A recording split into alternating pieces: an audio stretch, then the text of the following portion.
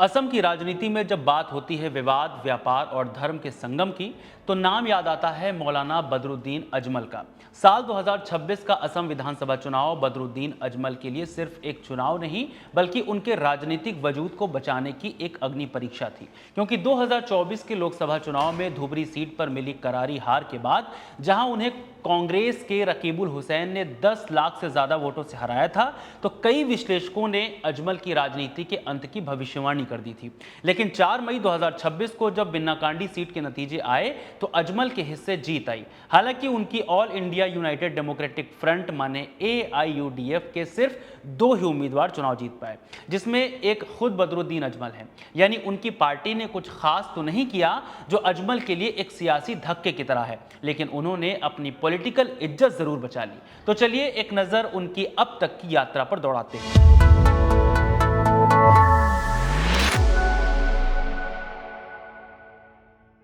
बदरुद्दीन अजमल का जन्म 12 फरवरी 1950 को होजाई में हुआ था। पिता हाजी अजमल अली ने एक साधारण धान की खेती करने वाले परिवार से उठकर इत्र का एक ग्लोबल साम्राज्य खड़ा किया था, जिसे आज अजमल ग्रुप ऑफ कंपनीज के नाम से जाना जाता है।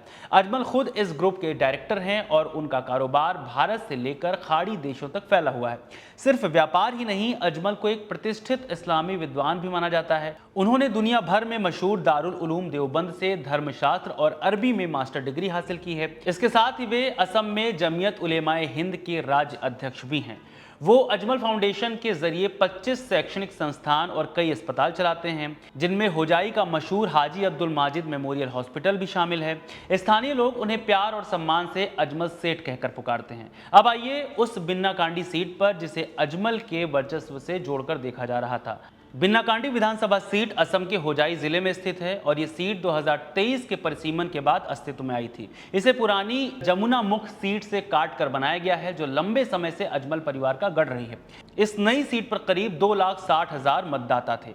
अजमल के लिए यह सीट एक घर वापसी जैसी थी। परिसीमन के बाद यह पहला मौका था जब इस सीट पर चुनाव हो रहे थे, इसलिए यहाँ कोई पुराना रिकॉर्ड या सिटिंग विधायक नहीं था। अजमल ने इस चुनाव को अल्पसंख्यकों की राजनीतिक पहचान बचाने की लड़ाई के तौर पर पेश किया। हालांकि अजमल के लिए यह जीत आसान नहीं थी। उन्हें कड़ी टक्कर देने के लिए मैदान में कई कद्दावर उम्मीदवार थे, जैसे रेजाउल करीम चौधरी। ये जमुना मुख के कद्दावर नेता स्वर्गीय खलीलुर रहमान चौधरी के बेटे हैं। उन्होंने खुद को माटी का लाल बताकर अजमल के खिलाफ मजबूती से चुनाव लड़ा और उन्हें 83,085 वोट मिले। 4 मई 2026 को जब वोटों की गिनती शुरू हुई, तो शुरुआती कुछ राउंड में मुकाबला काफी करीबी नजर आया, लेकिन जैसे जैसे गिनती आगे बढ़ी, अजमल की बढ़त मजबूत होती गई। कुछ 25 राउंड की गिनती के बाद बदरुद्दीन अजमल को 1,17,917 वोट मिले। उन्होंने अपने प्रतिद्वंदी रेजाउल करीम चौधरी को 34,828 वोटों के बड़े अंतर से हरा दिया। जिस तरह चुनाव जीत जाने के बाद अजमल चर्चा में हैं, जब चुनाव की तैयारी कर रहे थे तब भी ये खूब चर्चा में रहे थे, जिसके कई कारण भी हैं। जैसे चुनाव आयोग को दिए हलफनामे के मुताबिक बदरुद्दीन अजमल असम के दूसरे सबसे अमीर उम्मीदवार थे। उनकी कुल घोषित संपत्ति करीब 226 करोड़ रुपए है। उनके पास दिल्ली और मुंबई के पॉश इलाकों में फ्लैट, BMW जैसी लग्जरी कारें और करोड़ों की जमीन है। फिर कभी असम की राजनीति में किंग मेकर की भूमिका निभाने वाले अजमल इस बार अकेले चुनाव लड़ रहे थे। कांग्रेस ने उन्हें अपने गठबंधन यानी असोम सोन मिलितो मोर्चा से बाहर कर दिया था, जिससे वे एक अंडरडॉग की तरह मैदान में थे। अजमल के बयानों को अक्सर सांप्रदायिक करार दिया जाता है। हालांकि अजमल का तर्क है कि जब वे अपने समुदाय की बात करते हैं तो उन्हें सांप्रदायिक कहा जाता है, जबकि अन्य नेताओं के साथ ऐसा नहीं होता। उन्होंने ये भी दावा किया कि उनके संस्थानों और अस्पतालों में 33% से ज्यादा कर्मचारी और छात्र गैर मुस्लिम हैं। फिलहाल तो अजमल अपना चुनाव जीत गए हैं। 2024 की बड़ी हार के बाद उन्होंने न केवल विधानसभा में वापसी की है, बल्कि ये भी संदेश दिया है कि असम के बंगाली भाषी मुस्लिम क्षेत्रों में उनका जादू अभी बरकरार है।